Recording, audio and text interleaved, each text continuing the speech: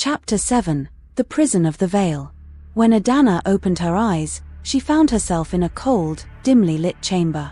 The walls shimmered with an ethereal glow, and the air felt heavy, as if pressing down on her chest. She was no longer ensnared, but her wrists were bound by glowing cuffs that pulsed with energy. "You're awake," a familiar voice said. Adanna turned to see Cain leaning against the wall, his blade sheathed at his side. The smug look on his face made her blood boil. "Where am I?" she demanded. "In the sanctum," Cain replied casually. "The heart of the Keeper's domain. Don't bother trying to use your powers, the cuffs will suppress them." Adanna glared at him. "What do you want from me? You don't know, do you?" Cain's smirk widened. "You're more valuable than you realize. The blood of your ancestors runs strong in you, and with it, the power to break the veil or strengthen it forever. The Keepers can't let someone like you roam free." Adanna's mind raced. If what he was saying was true, her very existence was a threat. But Amora had warned her that the Keepers weren't to be trusted. "What makes you think I'd help you?" she snapped. "You don't have a choice," Cain said, his tone darkening. "The Keepers will extract your power, whether you agree or not." The door to the chamber creaked open, and the silver-haired woman entered, flanked by two other Keepers. "It's time," she said, her icy gaze fixed on Adanna. "No," Adanna shouted, struggling against her bindings. The woman raised her hand, and the cuffs around Adanna's wrists began to glow brighter, sending waves of pain through her body. She cried out, collapsing to her knees. Just as the light grew blinding, the room erupted in chaos. The walls cracked, and a gust of freezing wind swept through, extinguishing the glowing light. "Get away from her." Adanna's heart leapt as Amora stepped through the crumbling doorway, her eyes blazing with fury. "Amora," Cain growled, unsheathing his blade. "You've made a mistake bringing her here," Amora said, her voice cold and dangerous. "And now you'll pay the price." Adanna watched in awe as Amora unleashed a torrent of energy, her power radiating like a storm. For the first time, she felt hope, a spark that she could still fight, still survive. And she would. Chapter 8. Breaking the Chains. The room erupted into chaos as Amora's power surged through the chamber. Cracks spiderwebbed across the glowing walls, and a chilling wind howled, scattering the Keepers like leaves in a storm. Adanna's cuffs dimmed, their suppressing energy faltering. She gritted her teeth and pulled against the restraints with all her might. To her surprise, the cuffs shattered, their fragments disintegrating into faint wisps of light. "Adanna, move." Amora's voice cut through the chaos like a blade. Cain charged at Amora, his blade flashing in the dim light. She met his attack with a burst of energy, forcing him back. The silver-haired Keeper lunged for Adanna, but something inside Adanna snapped. "No!" Adanna screamed, thrusting her hand forward. Frost erupted from her fingertips, engulfing the Keeper and freezing her in place. The icy sculpture cracked and shattered, leaving the Keeper slumped on the ground, unconscious. Adanna stared at her trembling hand, astonished by the raw power she had unleashed. "Focus," Amora called out, deflecting another strike from Cain. "We need to get out of here." Adanna nodded, forcing herself to push down her fear. She darted toward Amora, weaving through the crumbling chamber as more Keepers appeared, their weapons drawn. Cain growled, his red eyes narrowing. "You can't run forever, Amora. The girl will fall, and so will you." Amora smirked, her glow intensifying. "Not today." She unleashed a blinding wave of light, forcing Cain and the other Keepers to shield their eyes. Grabbing Adanna's arm, she pulled her through the doorway and into a narrow corridor. Chapter 9. The Labyrinth of Shadows. The sanctum was a maze of twisting hallways, each one dimly lit and eerily silent. Adanna's heart raced as she followed Amora, her mind struggling to process everything that had happened. "How did you find me?" she asked, her voice barely above a whisper. "I never lost you," Amora replied, glancing over her shoulder. "Our bond is stronger than their magic. But this place, it's a trap. They won't let us leave easily." As if on cue, the walls around them began to shimmer. Shadowy figures emerged, their forms shifting, and fluid. These weren't Keepers, they were something else entirely. "Wraiths," Amora muttered, her expression grim. "They guard the sanctum's core." Don't let them touch you.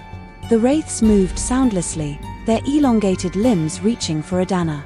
She dodged the first one, narrowly avoiding its icy grasp. Amora unleashed another burst of energy, scattering the wraiths, but they regrouped almost instantly. Adanna clenched her fists, willing the frost within her to rise. What do?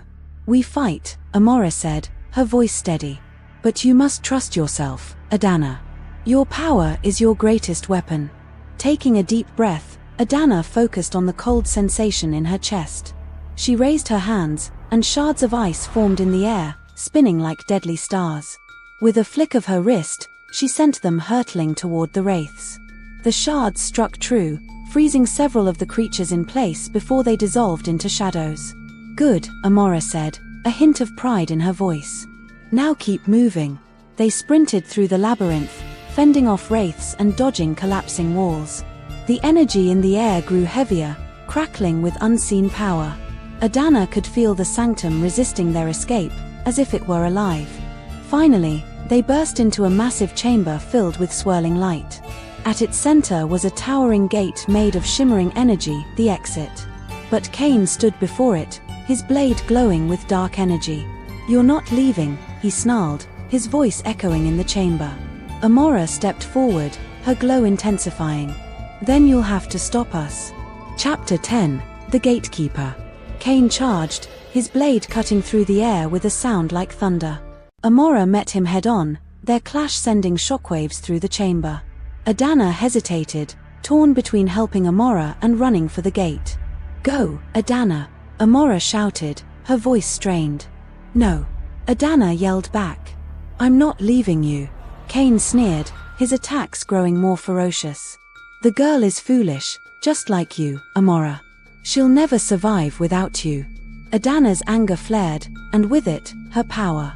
The air around her grew colder, and frost spread across the floor. She stepped forward, raising her hands. You don't know what I can do, she said, her voice steady. Cain turned to her, his red eyes narrowing. Show me, then. Adanna didn't hesitate.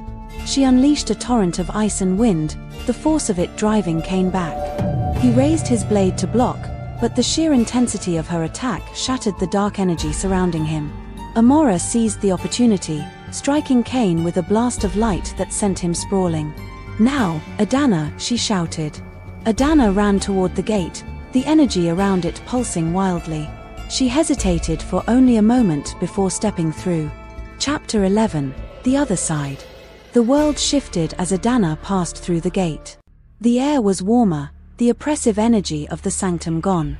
She collapsed onto soft grass, gasping for breath. Amora appeared beside her moments later, her glow dim but steady.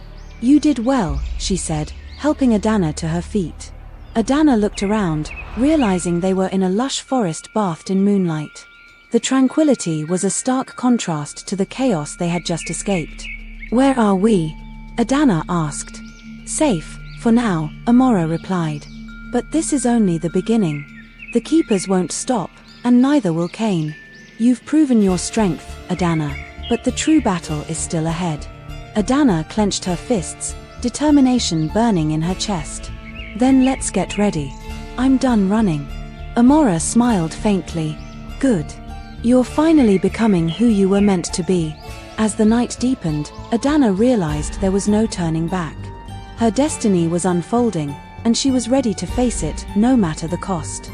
Chapter 12, Allies in the Shadows. The forest was alive with whispers, the wind rustling through the leaves like a melody only the trees could understand. Adanna followed Amora through the dense underbrush, her senses on high alert. She didn't know what lay ahead, but one thing was clear, they needed help. Where are we going? Adanna asked, her voice barely above a whisper. To an old friend, Amora replied, her tone cautious. Someone who understands what's at stake. They reached a clearing where a small hut stood, its wooden frame draped in vines and moss. Smoke curled from the chimney, and the air smelled faintly of herbs and something metallic. Wait here, Amora instructed. Adanna nodded, her heart pounding as she watched Amora approach the door and knock 3 times. The sound echoed unnaturally, as though the forest itself was listening. Moments later, the door creaked open, revealing an elderly man with a wild manner of white hair and piercing green eyes.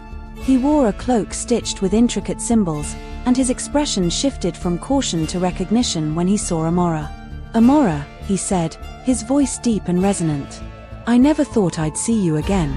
Time has a way of surprising us, Colonel," Amora replied, a faint smile tugging at her lips.